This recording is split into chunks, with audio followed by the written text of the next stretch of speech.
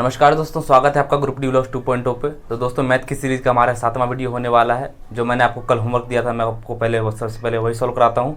तो आपका जो होमवर्क का क्वेश्चन है वो आपको यहाँ दिख रहा होगा, वो ज्योमेट्री का क्वेश्चन है। तो फिगर बनाता हूँ मैं पहले आपको इसके लिए। तो इस तरह की कुछ फिगर थी, आपसे ये पूछा गया है, देखिए। ठीक है, ये एंगल 30 डिग्री है। ठीक है, ये एंगल 50 डिग्री है, ये एंगल 25 डिग्री है। और आपसे पूछा है ए, ये ई है, ये डी है। ठीक है, ये जो है सी है और ये बी है। आपसे पूछा है इसका मान ज्ञात कीजिए, इसका मान क्या होगा। देखिए, अंदर के दो एंगल का सम क्या होता है, बाहर वाले के बराबर होता है। यानी कि 30 प्लस जो 50 होगा वो 80 के बराबर होगा। ठीक है, 30 प्लस 50 जो होगा 80 के बराबर होगा। जानते हैं कि अंदर के दो एंगल का सम हमेशा बाहर वाले के इक्वल होता है, तो 80 के बराबर होगा। और अब हम इस ट्रायंगल में लगाएं, वो ई सी डी में लगाएं, तो 80 और 25 का जो जोड़ होगा वो बाहर वाले के बराबर होगा। तो सेम लगाते हैं, तो 80 प्लस 25 जो आएगा वो ई के बराबर आएगा। यानी 80 जो और 25 को हम जोड़ते हैं तो कितना आ रहा है आपका आंसर। आपका आंसर आ रहा है 105 डिग्री। मतलब जो एंगल ए ई डी हुआ, एंगल ए ई डी, उसका मान कितना हुआ, 105 डिग्री, जो कि आपका ऑप्शन नंबर ए में दे रखा है। इसको तो मैं दोबारा समझा देता हूँ। किसी भी त्रिकोण के अंदर वाले दोनों एंगल का सम बाहर वाले के बराबर होता है, तो 50 प्लस 30 80 के बराबर आया। और फिर इसमें भी लगाया हमने सेम कि 80 प्लस 25 बराबर आपका आया 105 के, जो कि आपका ऑप्शन नंबर ए में है। तो आते हैं आज के सीरीज के पहले क्वेश्चन पे।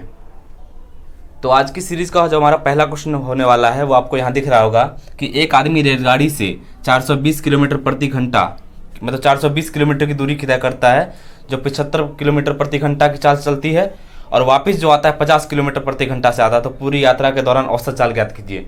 देखिए, बहुत आसान क्वेश्चन है। इसमें जो आपको 420 किलोमीटर जो कि आपको दूरी दे रखा है, यानी डिस्टेंस जो दे रखा है, उसका कोई यूज़ नहीं है। इसका कोई यूज़ नहीं आएगा आपको सिर्फ स्पीड से यूज आएगा। आप फॉर्मूला जानते होंगे कि आपको स्पीड निकालनी रहती है।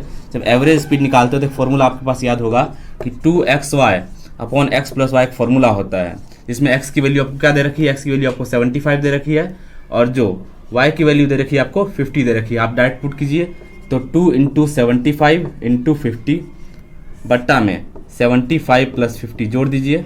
ठीक है, तो 2 × 75 × 50 होगा अपॉन 125। इसको आप सॉल्व कीजिए, इसका आंसर आपका 60 आएगा। यानी कि आपका ऑप्शन नंबर ए बिल्कुल सही है। मैं आपको दोबारा समझा देता हूँ। देखिए, इस क्वेश्चन में जो डिस्टेंस है, यानी कि 420 किलोमीटर की दूरी है, उसका आपको कोई यूज़ नहीं आएगा। आपको फॉर्मूला सीधे एवरेज पता होना चाहिए कि 2xy upon x plus Y का फॉर्मूला होता है। आपको x दे रखा है जाने का 75 किलोमीटर, वापस आने का 50। आप डायरेक्ट फॉर्मूले में पुट कीजिए, आपका आंसर 60 आ जाएगा। 60 किलोमीटर प्रति घंटा सही होगा।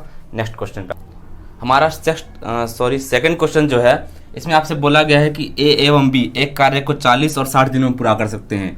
तो ए एक कार्य को 40 दिन में कर सकता है और बी एक कार्य को 60 दिन में पूरा कर सकता है। और आपसे बोला है कि वे कुछ दिन एक साथ कार्य करते हैं। मान लीजिए उन्होंने x दिन साथ में काम किया है, ठीक है, और बी कार्य को छोड़ देता है, तो ए बचा हुआ कार्य को 10 दिन में पूरा करता है। जो शेष कार्य है उसको ए कितने दिन में पूरा करता है, 10 दिन में पूरा करता है। ठीक है, ज्ञात कीजिए कि बी ने कितने दिनों के लिए कार्य किया। अब देखिए, बी ने कितने दिनों कार्य किया, इसका मतलब क्या, ए और बी दोनों साथ में कार्य कर रहे होंगे उस समय।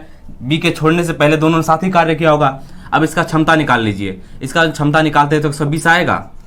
अब एक टोटल कार्य 120 आ गया, मतलब ए की क्षमता क्या हुई आपकी, 3 हुई, और बी की क्षमता 2 हुई। यानी कि ए एक दिन में 3 कार्य करेगा और बी एक दिन में 2 कार्य करेगा। अब शेष कार्य को ए ने 10 दिन में किया है, मतलब कि उसका टोटल कार्य उसने कितना किया होगा, तो 3 कार्य एक दिन में करता है, 10 दिन काम किया उसने, मतलब उसने 30 काम कर दिया है। शेष कार्य मतलब टोटल काम में से उसने 30 काम कर दिया, तो आपके पास कार्य कितना बचा, आपके पास 90 कार्य बचेगा। क्योंकि 120 में से हम 30 घटा देंगे तो आपके पास 90 कार्य बचा, जो दोनों ने मिलकर किया होगा। दोनों ने जब मिलकर किया होगा तो दोनों का जो कार्य क्षमता है वो जुड़ के काम आया होगा, मतलब दोनों ने 5 की क्षमता से काम किया होगा।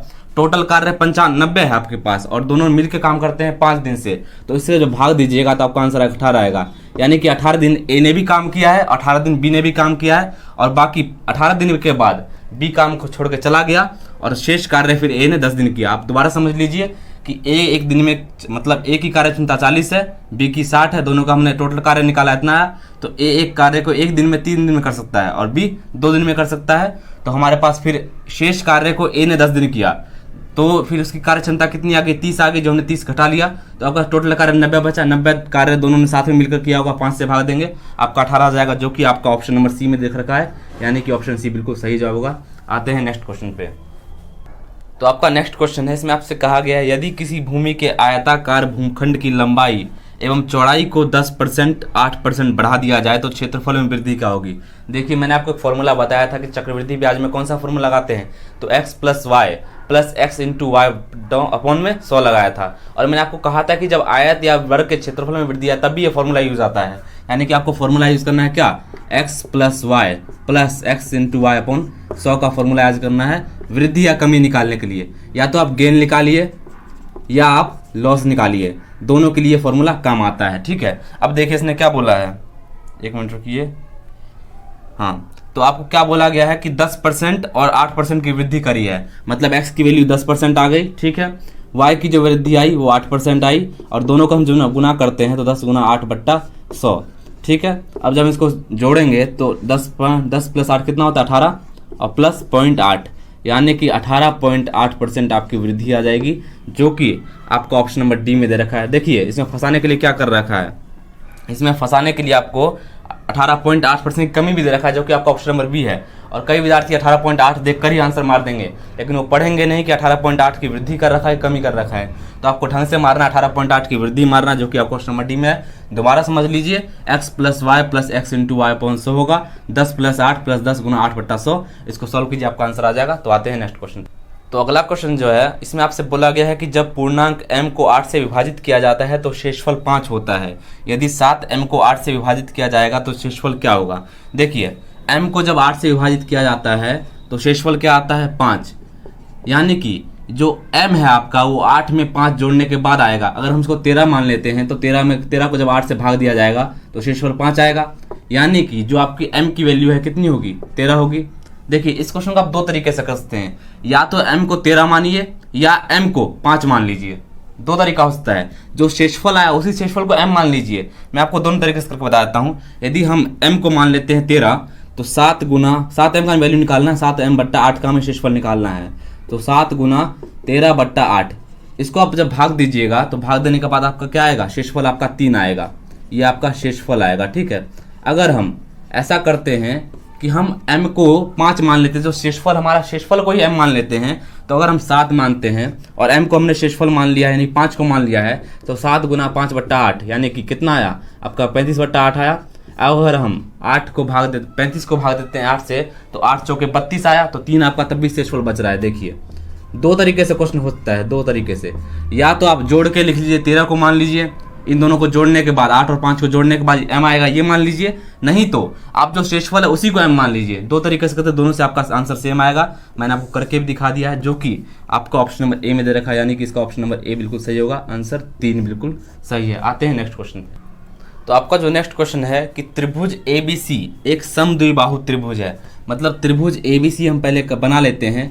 त्रिभुज ABC एक समद्विबाहु त्रिभुज है। देखिए ABC पहले हमने बना लिया, ठीक है, उसमें एंगल C 90 डिग्री है। अब देखिए ऐसा फिगर हम बनाते हैं तो एंगल C 90 डिग्री बन ही नहीं पाएगा, तो इस फिगर को हम नहीं बनाएंगे। इस फिगर को हमें क्या करना होगा, इस फिगर को हमें चेंज करना होगा।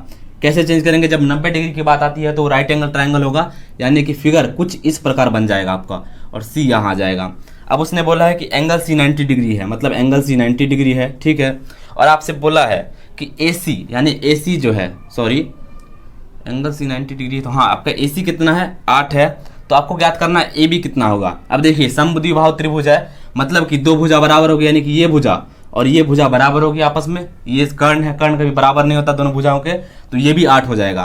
और आपसे क्या बोला है AB ज्ञात करने के लिए। अब इसमें क्या लगाइएगा आप, पाइथागोरस थ्योरम लगाइए, तो यानी कि 8 का स्क्वायर प्लस 8 का स्क्वायर यानी कि किसके बराबर आएगा, ये AB के बराबर आएगा, ठीक है, AB के सॉरी स्क्वायर के बराबर आएगा। यहाँ 64 आया, 64 प्लस 64 बराबर AB का स्क्वायर आया। 64 प्लस 64 क्या होता है 128 होता है, बराबर AB का स्क्वायर आया, ठीक है, AB के स्क्वायर के बराबर आएगा। अब जब अंडर रूट लेते हैं तो अंडर रूट करने के बाद AB की जो वैल्यू आएगी आपकी कितनी आएगी, 8√2 आएगी। आप दोबारा समझ लीजिए इसको, आपके पास बोला है समद्विबाहु त्रिभुज, इसमें C है 90 डिग्री का, यानी 8 और 8 बराबर होगा। आपको AB निकालना है, यानी कर्ण निकालना है। कर्ण निकालने के लिए सिंपल आपने पाइथागोरस का फॉर्मूला लगाया। पाइथागोरस का फॉर्मूला में आपकी A की वैल्यू कितनी आ गई, AB की वैल्यू 8√2, यानी कि आपका ऑप्शन नंबर C बिल्कुल सही होगा। तो आते हैं अगले क्वेश्चन पे।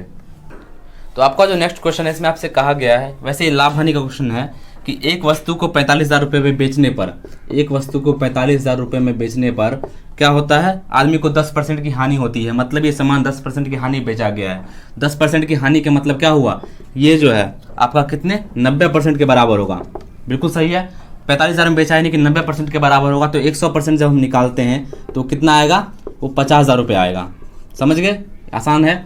मतलब 5,000 रुपये का उसने लॉस कमाया, यानी 50,000 का 10% 5,000 होगा। जब 5,000 में कम करेगा तो 50,000 आ जाएगा। मतलब कि 100% आपका 50,000 रुपये के बराबर आया। आपको क्या बोला है कि उसके 15% लाभ कमाना है। ठीक है, यानी 50,000 रुपये पर 15% लाभ कमाने का मतलब क्या हुआ कि वो वस्तु को उसने 115% में बेचा होगा। ठीक है, 115% बेचा होगा। अब 115% का मतलब क्या हुआ, अगर हम सॉल्व करते हैं तो 115% का मतलब क्या हुआ, 2 0 से 2 0 कट जाएगा। इसको जब हम सॉल्व करेंगे 57,500 रुपये आपका आंसर आएगा, जो कि आपको ऑप्शन नंबर डी में दिया हुआ है, जो कि इसका सही आंसर होगा। आते हैं अगले क्वेश्चन पे। तो अगला क्वेश्चन है, इसमें आपसे कहा गया है कि एक संख्या का 4/5 भाग उसके 3/4 भाग से 12 अधिक है। यानी कि एक संख्या हम मान लेते हैं x का 4/5 भाग, यानी x का 4/5 भाग उसी संख्या के 3/4 भाग, यानी कि x के 3/4 भाग से 12 अधिक है। यानी 4/5 भाग इससे 12 अधिक है। अब दोनों को बराबर करने के लिए हमें इसमें 12 नहीं जोड़ेंगे, इसमें 12 जोड़ेंगे तो 24 अधिक हो जाएगा, क्योंकि ये 12 पहले से अधिक है। तो हमें 12 इसमें जोड़ना पड़ेगा और फिर हम बराबर कर देंगे। अब देखिए x वाली टर्म को एक तरफ ले आते हैं, तो 4/5x माइनस आएगा 3/4x बराबर आपका 12 के आएगा। ठीक है, इसको जब एलसीएम लेंगे तो 20 आएगा। ठीक है, यानी कि 4 चौके 16 और यहाँ पर 5 आया, यानी कि 15x। ठीक है, बराबर आपका 12 के बराबर आया। तो आपकी जो x की वैल्यू कितनी आएगी, x की वैल्यू जो आएगी आपका 16 में से 15 गया तो 1 बचा, तो x की वैल्यू आपकी आएगी 12 गुना 20, यानी कि x की वैल्यू आपका 240 आएगा, जो कि आपका ऑप्शन नंबर किस में दे रखा है, बी में दे रखा है। इस क्वेश्चन को दोबारा समझ लीजिए, आपको इसमें 12 नहीं जोड़ना है, आपको इसमें 12 जोड़ना है, क्योंकि आपसे बोला है कि एक संख्या का 4/5x 3/4 से 12 अधिक है। मतलब ये 12 पहले से अधिक है। अगर इसमें 12 जोड़ देंगे हम दोबारा से तो 24 अधिक हो जाएगा। तो हमें क्या करना पड़ेगा, हम 12 इसमें जोड़ेंगे तब बराबर होगा। तो आप सॉल्व कीजिए, आपका आंसर बी आ जाएगा, जो कि ऑप्शन नंबर 240 इसमें सही आंसर होगा। आते हैं नेक्स्ट क्वेश्चन पे। तो आपका जो नेक्स्ट क्वेश्चन है ये ट्रिग्नोमेट्री के हाइट एंड डिस्टेंस टॉपिक से है। तो आपका जो क्वेश्चन इसमें कह रखा है कि दो मीनारों के बीच की क्षैतिज दूरी 40√3 है। अब दो मीनार की पहले बना लेते हैं। मान लीजिए एक मीनार हमने ये बनाया और दूसरा मीनार हमने ये बनाया। उनके बीच क्या बोला है कि क्षैतिज दूरी, यानी कि इधर की दूरी आपका 40√3 होगा। हमने 40√3 मान लिया। ठीक है, पहली मीनार की चोटी का अवगमन कोण दूसरे मीनार के शीर्ष से देखने पर 30 रूट है, मतलब 30 डिग्री है। तब यहाँ से जब यहाँ देखेंगे तो कितना आएगा आपका 30 डिग्री आएगा। बिल्कुल सही, 30 डिग्री आएगा। ठीक है, यदि दूसरी मीनार का ऊंचाई कितना है, दूसरी मीनार का ऊंचाई है 130, यानी कि ये जो मीनार है इसकी ऊंचाई कितनी है, 130 मीटर है इस मीनार की ऊंचाई। और आपको क्या बोला है, आपको बोला है कि पहली मीनार की ऊंचाई ज्ञात कीजिए। आपको इस मीनार की ऊंचाई ज्ञात करनी है। देखिए इस क्वेश्चन को करने का तरीका क्या होगा। अब मान लेते हैं हम इसको x मान लेते हैं, इसको हमने क्या किया x मान लिया। ठीक है, तो ये जो दूरी आएगी यहाँ से यहाँ तक कितनी आएगी 130 माइनस x, क्योंकि ये x हो गया। अगर ये मान ले 20 आती तो हम 20 माइनस करते 130 में तो 110 आता। वैसे ही x मान लिया हमने इसको, तो 130 में से माइनस करेंगे x को, तो 130 माइनस x ये दूरी आएगी आपकी। ठीक है, 130 माइनस x आएगा। सेम अब ये देखिए, ये तो 90 डिग्री होता है ना, मतलब दोनों बराबर है, तो ये भी 90 डिग्री, ये भी 90 डिग्री, इसका मतलब 130 माइनस x इसके बराबर ही होगा। तो ये भी 130 माइनस x के बराबर होगा। यानी कि पहले जो मीनार है, यानी पहली मीनार AB मान लेते हैं और दूसरी मीनार CD मान लेते हैं। ठीक है, तो पहली मीनार AB की ऊंचाई 130 माइनस x होता है। अब सॉल्व करते हैं। अब यहाँ लगाते हैं 30 डिग्री लगाते हैं, सॉरी 30 डिग्री लगाते हैं। किसमें हम 30 डिग्री की, एक मिनट, 30 डिग्री हमने किसमें लगाया है, 30 डिग्री लगाते हैं हम इस ट्रायंगल में, ऊपर वाले ट्रायंगल में। इसको O मान लेते हैं, तो CO अपॉन AO क्या होगा आपका 30 डिग्री के बराबर होगा। 30 डिग्री की वैल्यू क्या होती है 1/√3 बराबर क्या होगा आपके, CO की वैल्यू आपके x है और AO की वैल्यू क्या दे रखी है आपको, AO की वैल्यू 40√3 है, क्योंकि 40√3 इसके बराबर भी होगा, तो 40√3 आया। ठीक है, अब यहाँ से आपने x निकाला, x क्या आ गया, √3 से √3 कैंसिल हो गया, यानी कि x की वैल्यू आपकी 40 मीटर आ गई। अब देखिए x की वैल्यू 40 मीटर आ गई। x की वैल्यू 40 मीटर आने का मतलब क्या हुआ कि अब x यहाँ भी दे रखा है, आपको क्या बोला है मीनार पहली मीनार की ऊंचाई ज्ञात करने के लिए। तो 130 में से जब हम 40 माइनस करेंगे तो आपका कितना आएगा, यानी कि 90 मीटर जो है पहली मीनार की ऊंचाई आ जाएगी। आप दोबारा समझ लीजिए, आपको 40 √3 इसके बीच में गैप दे रखा है, मतलब पहली मीनार दूसरी मीनार के बीच में गैप। आपको 130 मीटर दूसरी मीनार की ऊंचाई दे रखी है और एंगल जो दे रखा है 30 मीटर दे रखा है। आप पहले COA में लगाइए, आपका tan 30 डिग्री, tan 30 CO/AO के बराबर होगा। यहाँ सॉल्व कीजिए, x आपका 40 मीटर आएगा। फिर आपको क्या माइनस करना है, 130 में से 40 को माइनस कीजिए, आपका 90 मीटर आएगा, जो कि आपको ऑप्शन नंबर ए में दे रखा है, यानी कि आपका ऑप्शन नंबर ए बिल्कुल सही होगा। आते हैं नेक्स्ट क्वेश्चन पे। तो आज का हमारा लास्ट क्वेश्चन है और इसके बाद मैं आपको एक होमवर्क देने वाला हूं जो कि आपका अर्थमेटिक से रहेगा। आपको क्वेश्चन का आंसर मुझे कमेंट बॉक्स में देना है सॉल्व करके।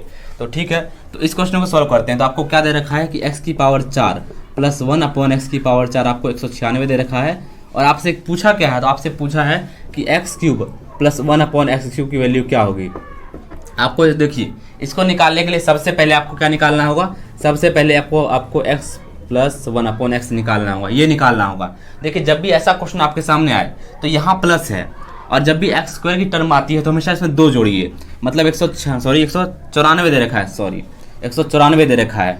जब भी आपके पास ऐसी टर्म आए जहाँ प्लस हो रखा हो तो प्लस में छोटे में जाने के लिए, यानी कि x² प्लस 1/x² में जाने के लिए आप इसमें 2 जोड़िए और फिर उसको अंडर रूट ले लीजिए। देखिए 196 आ गया, अंडर रूट लेंगे तो कितना आएगा, 14 आएगा, सही आ गया। अब देखिए x² प्लस 1/x² ये आ गया। आपको इससे भी छोटा में जाना है तो x प्लस 1/x में जाना है, तो फिर वही करेंगे, इसमें 2 जोड़िए और अंडर रूट ले लीजिए। तो 16 का अंडर रूट 4 आ गया। देखिए आपको पास x प्लस 1/x की वैल्यू क्या 4 आ गई। आपको यहाँ यही निकालना था, इसके बाद आप यहाँ निकालिएगा।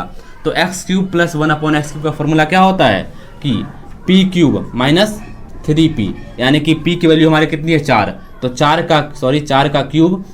का क्यूब माइनस 3 × 4, यानी 4 का क्यूब कितना हुआ 64 माइनस 12, यानी कि आपका आंसर 52 आएगा।